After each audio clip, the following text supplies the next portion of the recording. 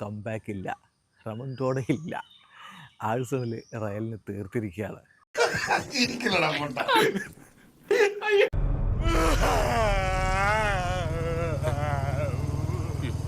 രണ്ടേ ഒന്നിന് രണ്ടാം പാദ മത്സരം ആഴ്സണൽ വിജയിച്ചപ്പോൾ അഗ്രിഗേറ്റ് 1-5 തകർപ്പൻ വിജയവുമായിട്ട് അവരിതാ സെമി ഫൈനലിലേക്ക് കടന്നുപോയിരിക്കും.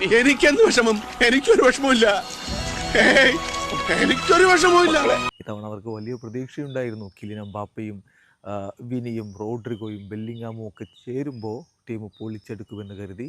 പക്ഷേ സെമി ഫൈനൽ പോലും കാണാതെ അവർ പുറത്തേക്ക് പോകുന്നു. എന്റെ മോൻ പോയി തൂങ്ങിച്ചത് ഇതിനേക്കാൾ വലിയൊരു സഹായം അച്ഛന് ചെയ്യാൻ പറ്റില്ല. അവനെ കൊണ്ടൊന്നും പറ്റൂല സാറേ.